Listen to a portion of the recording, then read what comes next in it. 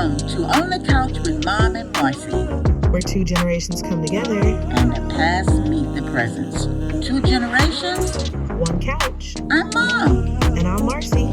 We're so glad you're here. Peace, everyone. Welcome to this week's episode of On the Couch with Mom and Marcie. Welcome, everybody. So this week's topic, we're going to be talking about something that was so life-changing, I think, for all of us. COVID-19. Oh, Lord, the black hole. The pandemic, or as I like to call the plandemic. Mm-hmm. How you say that? We will get to that. Okay.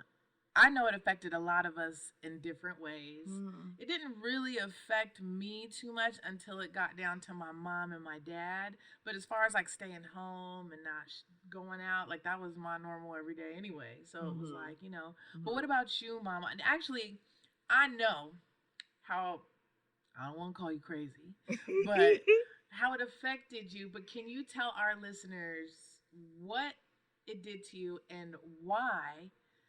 And yeah, just talk to us. Marcie, I made a mistake by watching the news. Yeah. Because the news say worldwide it was 750 million confirmed cases and 7 million deaths were worldwide. In the United States, it was 100 million reported cases and 1.1 million deaths. That scared the bejeebies out of me.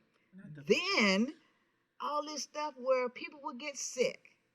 Families couldn't go to the hospital with them. They're standing outside the window, beating on the window, waving at them. All these people dying. It was so many people dying until they had to do refrigerator trucks. I was petrified. And you know what? I don't think I would have been that petrified if my doctor hadn't called me. What'd your doctor say? Well, remember I had valley fever. Mm-hmm. And valley fever is...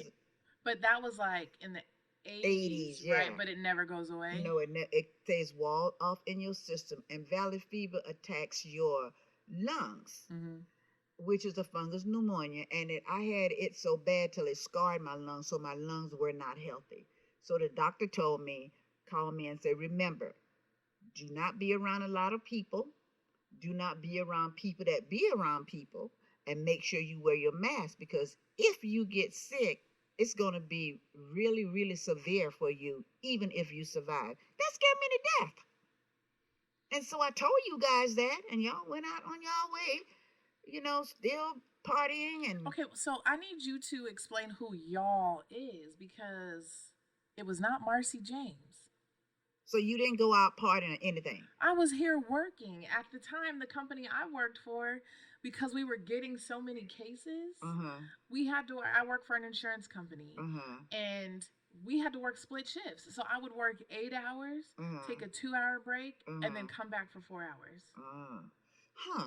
Well, I thought you went, didn't you go to a crystal show or something like that? I probably did do like a crystal show or something like that. But, I was always masked up or whatever. Yeah, but I was just scared, girl. I had your daddy crazy, because if your dad was going to leave me, that was going to be the time, because I had him crazy. When he would go to the store to pick up stuff, I would have him leave the stuff in the garage, and I would spray it down with Lysol. I should have bought stock in Lysol, because I bought 9 million thousand cans of Lysol. And have you ever noticed that on the back of a Lysol can, and you guys could look it up right now, it talks about the coronavirus. So, that's going to segue into my belief on this coronavirus, but I don't want to interrupt you, so finish your thoughts.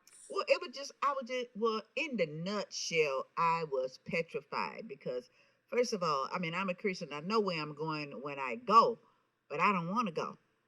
I want to be here for my babies.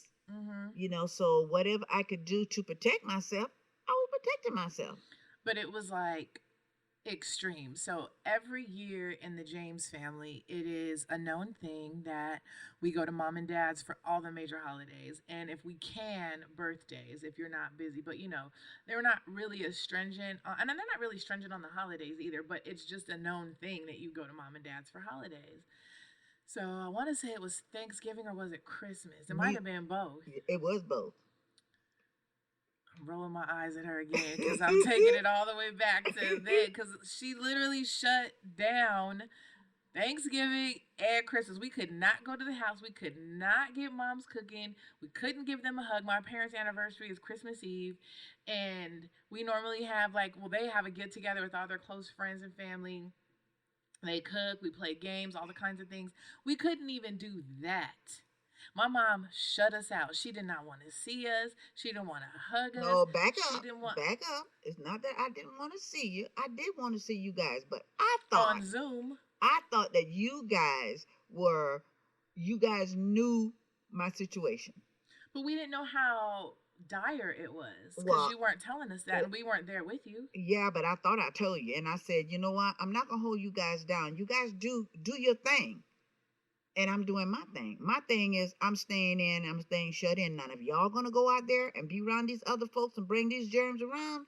You ain't gonna bring the germs around me. So I figured, okay, they do their thing and I do mine.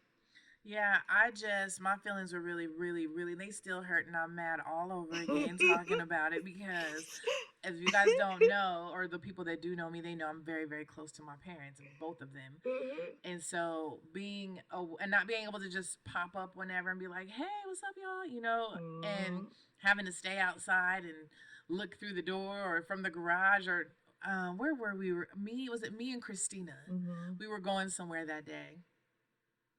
I don't remember where we were going, but we pulled up in the driveway and my mom's in the garage waving from the garage. And I'm all grown and I just start crying. Like, oh, I need my mom or something like that because I hadn't seen her in like in person in months. And every time we go to their house, my mom is so full of love. My dad too. They give us hugs. They tell us they love us, all that kind of stuff. And I wasn't able to get that. And you guys can sit here and tell me I'm spoiled or I'm a baby. And yes, I'm very much both of them. And what? I own it. I'm very close to my parents and I depend on them for love and affection and all the things. So but what did I do when I saw you crying? So when she saw me crying, that's when she came out and she did hug me. Yeah. Because Marcie was hurt. Yeah. Because I could not hug my mom. And it had been like a couple months. Like, I don't go a couple days without seeing them. So to go a couple months, and not only a couple months, but I can't even have Christmas and Thanksgiving. So no yams, no mac and cheese, no greens, none of that. None of it. None of it. So yeah, it was really, really, really a big thing. And then I know you had some things happen at your home church too that you were saying like it opened your eyes to a lot of things as well, right? It wasn't just COVID. It was during the time when George Floyd was murdered in front of our faces on TV. And then racism came out and then political statements was coming out and then people were being separated. We were like, we were just it was like segregation, and people that I thought were my friends, I'm looking at what they're saying on social media, awful stuff about people of color, and I'm like, oh my God, my heart was torn. I was hurt, and it threw me into a deep depression. Yeah, see, and we didn't know just how deep that depression was. So for you, COVID was like a real thing. I mean, I guess I could say it is for everybody. It was a real thing because for me at that time, we were working in the office and they sent us home. March 18th, 2020. I'll never forget it. You would have thought that like March. Yeah. March of 2020. Oh, 2020. Yeah. Yeah. You would have thought that somebody was on their way to come get us because they were like, hurry, get your monitors, get your thing. Don't take 2 monitors. I walked out with both because I'm not about to sit here and try to do this job with just 1 monitor. And they had us go downstairs. We had to sign them out. We had to get all our stuff out of our desk. And everyone's like, hurry. It was really like, really? Yes. And everybody's like rushing around trying to get our stuff and grabbing my chair and this and that and trying to get out of the office so I could work from home. Oh, wow. And I've worked from home from that day to this. And they call it a hybrid environment, but I have not been into the office one time since March 18th, 2020. COVID did some terrible things, but on the flip side, there were some good things that happened too. The terrible thing was I couldn't go to church. My church closed down, but well, not totally closed down because they had church on the patio. And then we have live stream on YouTube, but it wasn't the same as going in and being with my church members. But the pastor and his wife would come by and see us, but we would be outside. We weren't closed in a room. And during the holidays, like Mother's Day, Easter, we had they put together a caravan and they would drive through the neighborhood, wishing, happy Easter. Or I remember my birthday. Mm-hmm. They drove through on my birthday and they all was singing happy birthday. And that really, really, really touched me. But people that I thought were my friends, and they would say, "Oh, we're not talking about you and Curtis. You and Curtis different." That's bull. Yeah. Because you can't talk about a black person and Mm-mm. not talk about me. Even if you're Yeah. not saying Catherine and Curtis, you still talked Yeah. about my people, Yeah. And that's what opened my eyes to the real. Mm-hmm. Yeah, so speaking of the real, I happen to be a conspiracy theorist. Yeah. Tell me what you're going to talk about, girl. So for me, I feel, and you guys heard me call it the pandemic because I feel Hmm. like it was planned. But why? Because, Mom, if you've done the research, like first of all, I really don't want to get too much into the jab as they called it. I did not end up taking, and I am have no problem telling anybody this, that I did not take the vaccine, and it was because of a health condition that I have. Mm-hmm. And because this is a chronic condition I have, my doctor was not comfortable telling me to take this vaccination, and we don't know exactly what it's going to do or any of the side effects. Mm-hmm. It's since been proven to cause heart attacks and things like that. Mm-hmm. And this is not alleged, this is fact. Mm-hmm. You can go look it up. Mm-hmm. But I would say not a lot of people, but 25% of Americans agree with this conspiracy theory that's been allegedly, and I'm going to say allegedly because it's not proven, it's a conspiracy, but that powerful people intentionally planned this coronavirus outbreak. But why? So back in 2011, you guys all know who Jeffrey Epstein is. And we all know what Jeffrey Epstein was doing with underage girls. And we all know that Jeffrey Epstein had a gaggle of important people, politicians, celebrities, musicians, on, even down to what do you call the people in England who the crown and Mm-hmm. kings, queens, all that kind of Mm-hmm. stuff, princes. Mm-hmm. I can't think of the name that we call them, but It was Prince Edward. yeah, okay. Dignitaries. I was looking for like the word that we call them, royalty. Uh-huh. Okay. Yeah. Uh-huh. All these people were on his flight log. So back in 2011, Jeffrey Epstein sent this email to the Bill and Melinda Gates Foundation suggesting that they do something similar to what has happened now called Event 201. So in 2011, he suggested that they hold like a convention, and it was held on October 18th, 2019 in New York City. And it was approximately 6 weeks before the first person with COVID went into the hospital in China. And so the Bill and Melinda Gates Foundation partnered with Johns Hopkins and the World Economic Forum, and they hosted this event. And it's a tabletop exercise that simulated a coronavirus pandemic. And again, I'm going to say 6 weeks before it happened. And I said it one more time, a simulation, okay? The scenario they simulated was a virus called CAPS, Coronavirus Associated Pulmonary Syndrome, okay? And this made-up virus, quote unquote, started in pigs in Brazil. And then it jumped to humans, spread via air, travel, and for some people had mild symptoms, some had severe pneumonia. And then the simulation predicted that 65 million will be dead within 18 months, and there'll be a total economic collapse, so on and so forth. Exactly what we experienced just 6 weeks later. But why would they want that? So, back to Jeffrey Epstein. Jeffrey Epstein, as you all know, was a convicted pedophile. So he gets arrested July 6, 2019. And again, this is not alleged, that's fact, but my conspiracy theory is alleged. Okay, so you should you be saying this on air? Why would I not? It's all over the place. It's written somewhere. Yeah. Okay. Like, what am I saying that I can't say? The conspiracy and Bill Gates and all that stuff. It's all over the internet. Like, if you actually researched and just stopped going off what the TV told you, you would have found it yourself. Okay. So he gets arrested July 6, 2019, and then a month later, he's found dead in his cell. Then, November 2019, the first COVID case emerged in China. So, let's recap. He dies, and then a few months later, we have COVID, and then the whole world gets shut down. So, have you actually seen the Jeffrey Epstein flight logs? No. So, those flight logs have your favorites on there. You name it, they're on there. My theory is that this was a way to cover up all that stuff being revealed now that he's dead. So now we've got this pandemic that we have to deal with.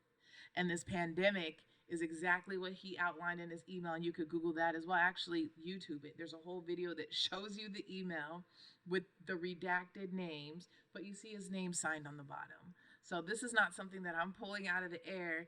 I don't believe in strange happenings. I believe, meaning coincidences. I personally believe there are no such thing as a coincidence. So you're going to sit here and tell me he suggests a coronavirus simulation, and then it happens exactly as he wrote it out in this email? But why would my question to you again is, why would he suggest that? Why would he want that? As I stated, to cover up all these people who were going to his island messing with these young girls. So now I'm going to divert your attention from this, and now I'm going to put it over here on this coronavirus. And kill all these millions of people? They don't care. They don't care. Why would they care? Why would they care? Do they know you? You're a number. You have a social security number, right? That's who you are. You are not your full name. You're that social security number. And not only that, now you got to take this medication. And now you got to get these shots. And so now you're getting money for that. Or the government's getting money for that. So that's my opinion. I'm not saying that part is fact. But when I look at everything, and I was doing the research when it happened, it was actually quite upsetting because I started seeing all these programs that helped people, like PPP loans, like, because people couldn't go to work. And so if you had employees, you could still pay your employees by getting these loans.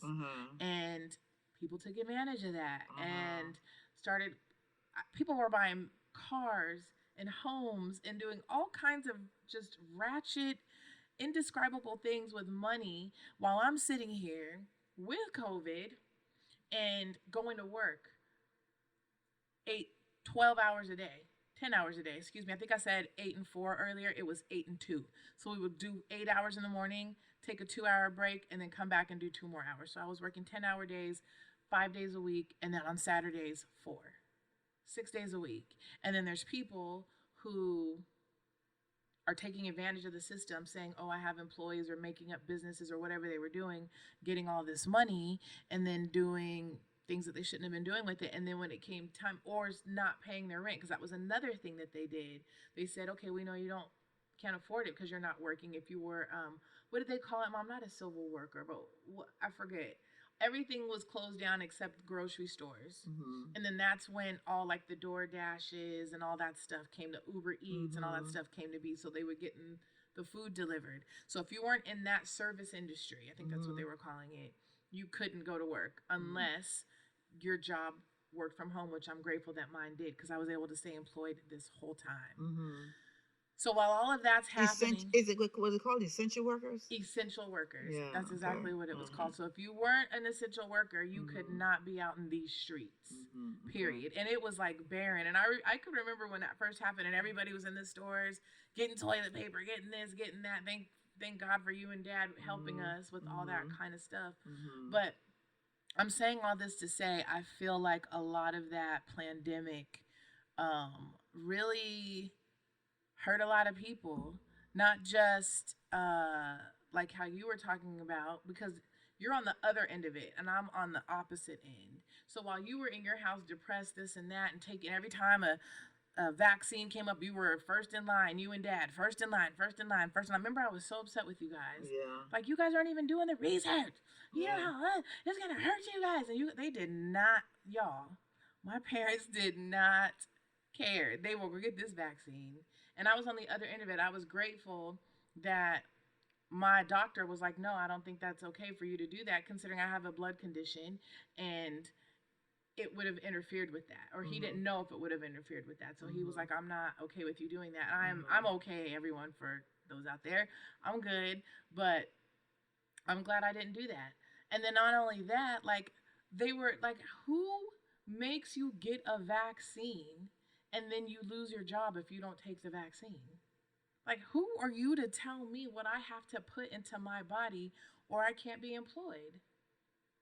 Yeah, well, they were well, I guess they were looking at your safety. You don't think they were looking at your safety, caring for I'm your already safety? working from home. So what? There's nobody here but my dog at the time.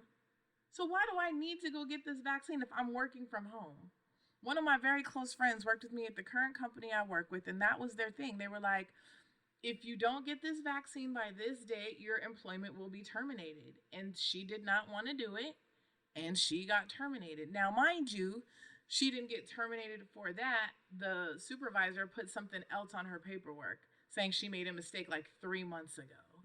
And that's how they terminated her. But we all know what it was, because when she asked her, because they had to have the paperwork in to your supervisors by a certain day showing that you were vaccinated. My friend didn't have the paperwork in, so when our supervisor was like, hey, did you get it done? My friend was like, no, and I'm not going to.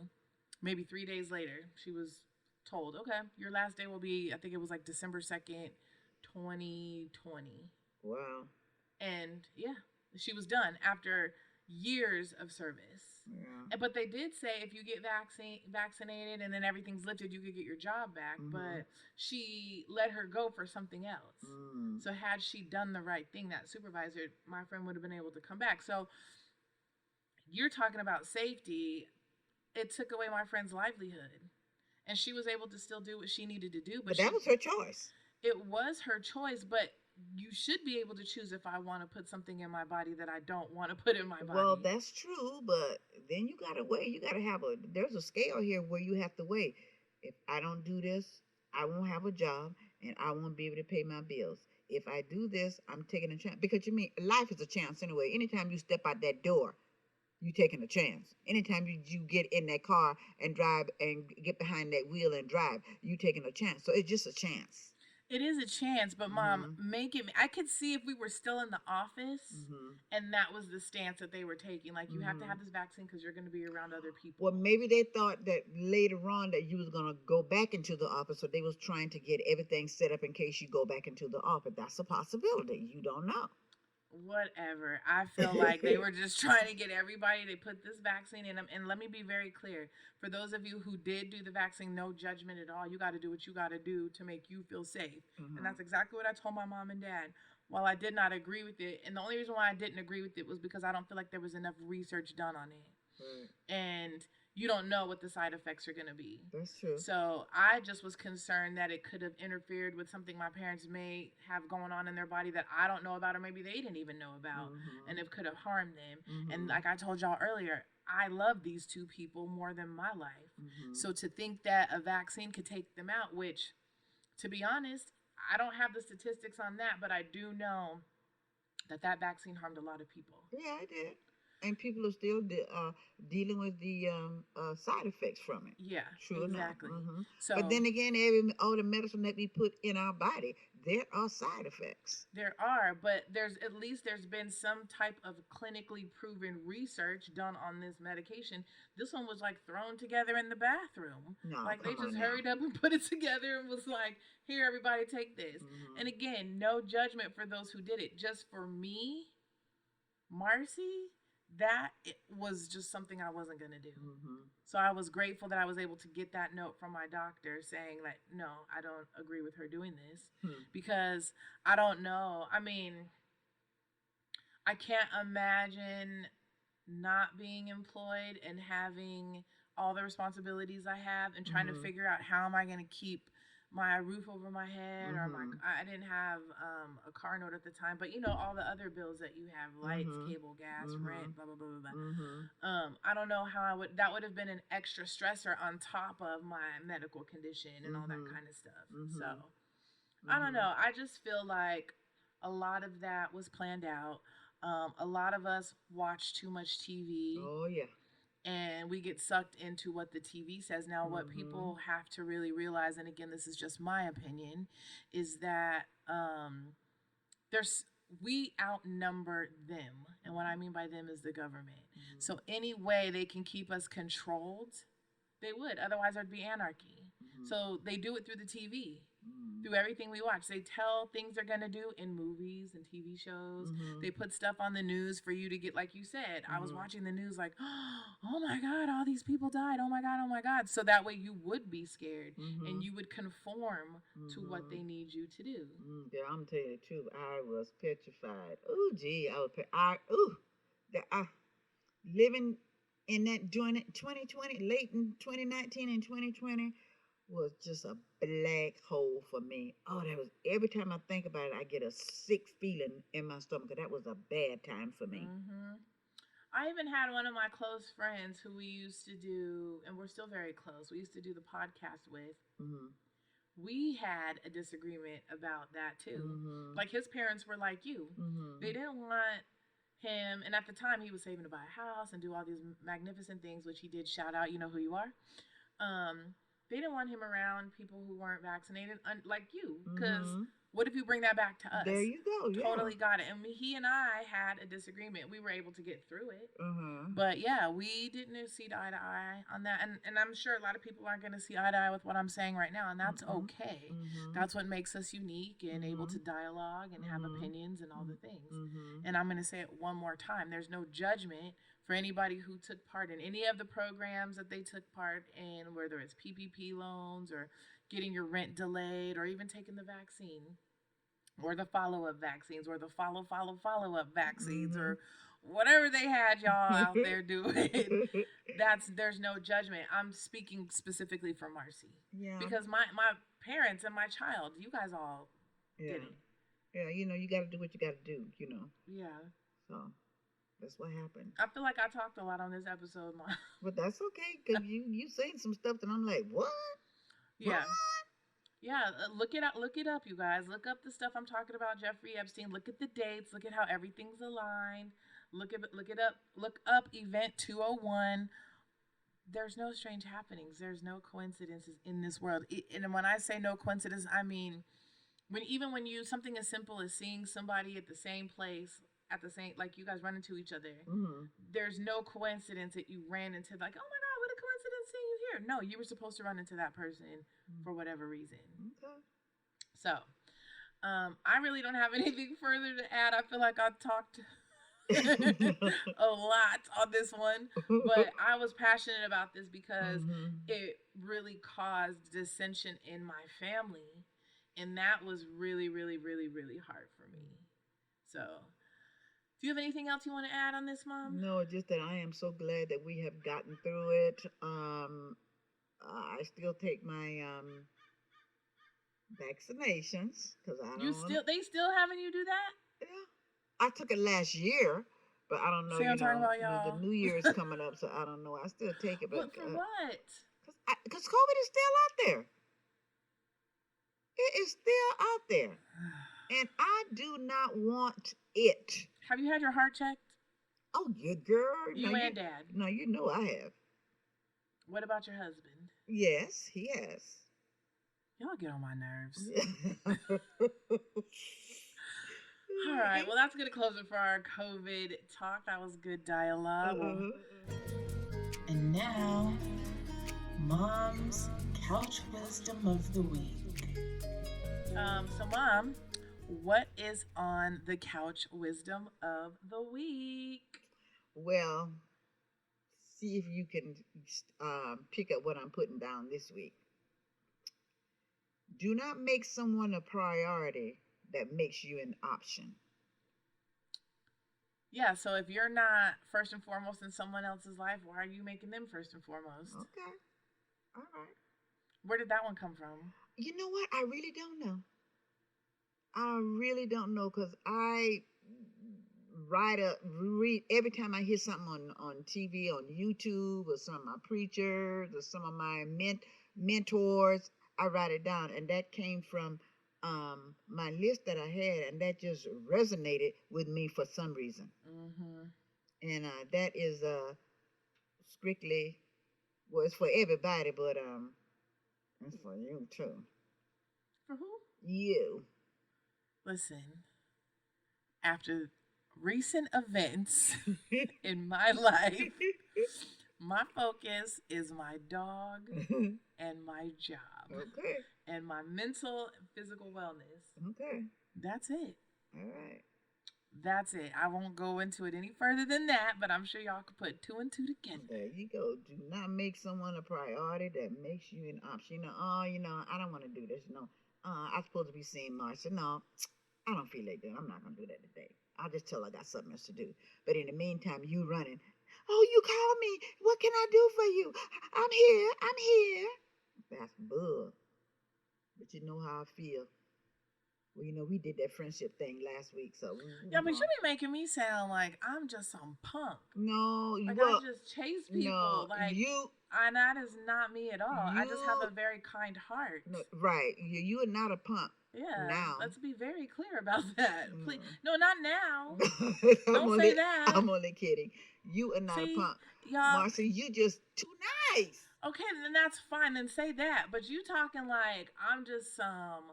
Like people were talking about the sour sardine. I'm still getting people talking about you talk about me so bad. Me and my sour sardines. Well, you did bring some sardines home, so And she's standing on business, because y'all. I ain't changing that one.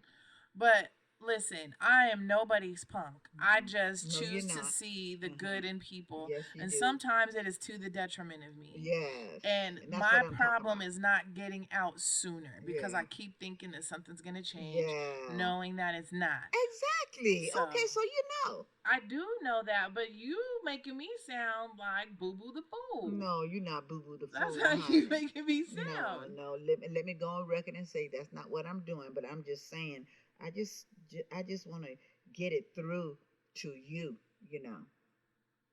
Just be aware. I'm definitely very, very, very self-aware because I study self, and it hasn't always been this way.